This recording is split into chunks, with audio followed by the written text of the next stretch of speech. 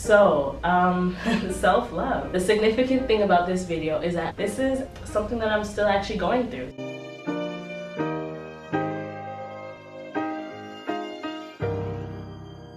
Hey, what's up, hello, and what is good people?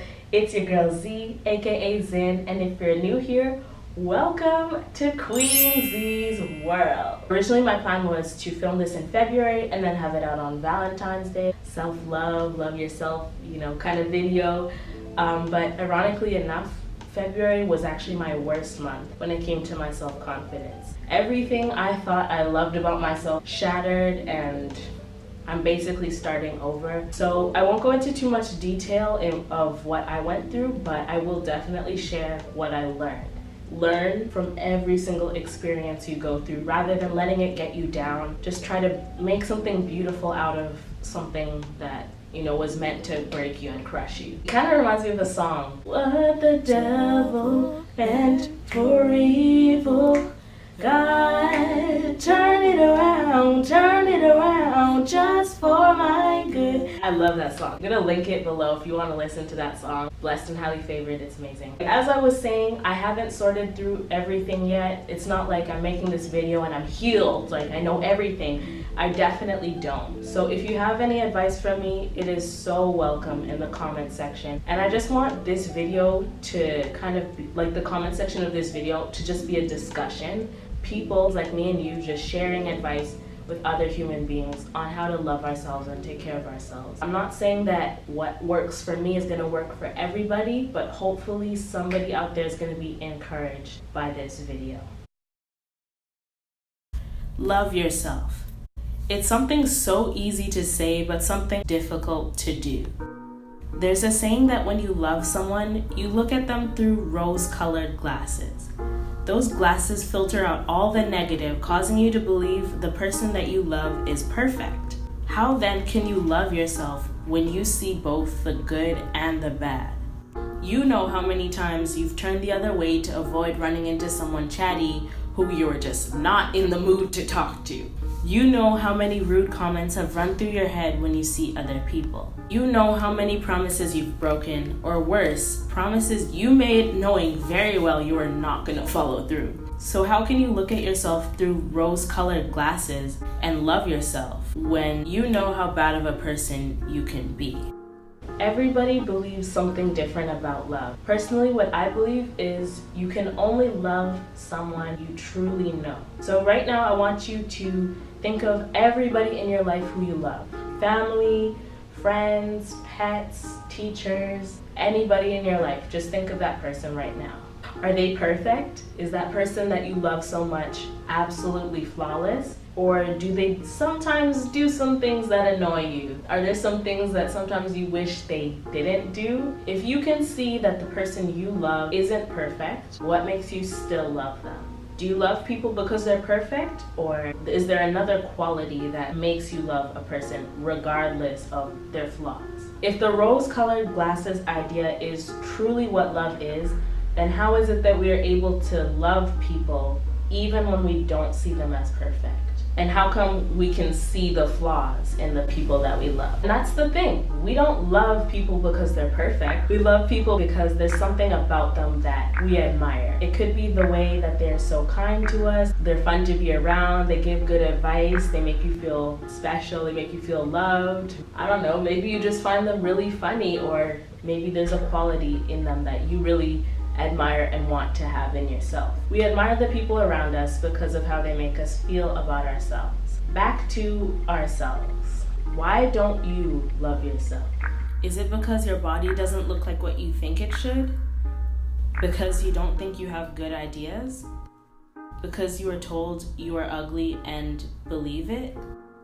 Because only you seem to know how bad of a person you really are? Maybe it's something else. That's not the point. For most of us, myself included, we dislike ourselves because of the things we think are wrong with us.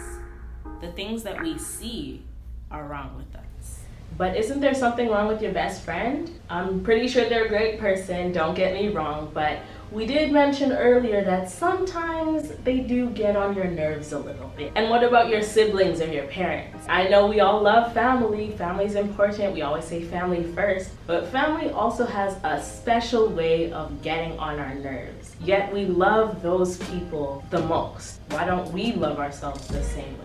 For some reason, we are able to love other people despite their flaws, despite the things that annoy us about them, despite any imperfections that we might see. But how come we can't love ourselves the same way, even though we see our own flaws as well? Let's get something straight. There's a difference between self-hatred and recognizing faults in your character. It isn't healthy to view yourself as someone who can do no wrong.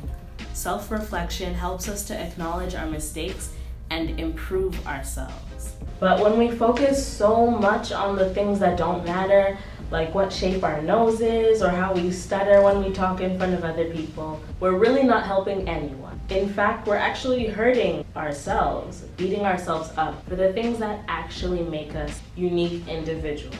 Think about it. Despite all the things you think are wrong with you, all the things other people think are wrong with you, there is someone out there in the universe who loves you just as much as you love your favorite cousin, your best friend, your dog, your cat. As much as you love that person, there's someone in this world who loves you just that much. There's someone out there who knows who you really are, who may see what you view as imperfections, yet still loves you so much regardless of all of that. I know what you're thinking. It's probably like, yeah, okay, whatever. But come on, man. Think of this. If the person you love had acne, would you still love them?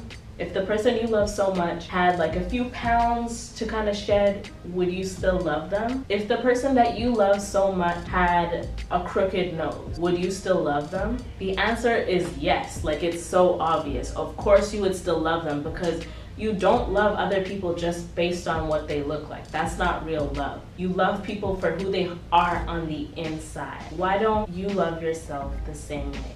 There's someone out there who loves you because of who you are, no matter what you look like on the outside. It sounds cliche to hear, but when you know it for yourself, it's such a powerful thing to know. I'll say it again. You are loved. So, little computer here. John 15 verse 13 says, "Greater love has no one than this, that someone lay down his life for his friends. But God showed his love for us in that while we were still sinners, imperfect, flawed people, Christ died for us." Romans 5 verse 8. God says, "I have loved you with an everlasting love. I have drawn you with loving kindness." Jeremiah 31 verse 3.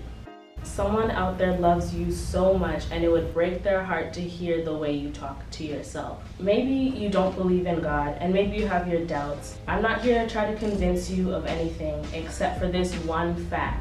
Somebody out there in the universe loves you so much. It doesn't matter if you believe in God or not, but personally I just find that comforting to know. Someone out there in the universe who knows how bad of a person I am, or who knows everything wrong with me, can still love me. You are priceless, you are valuable, and you are loved. So treat yourself like it.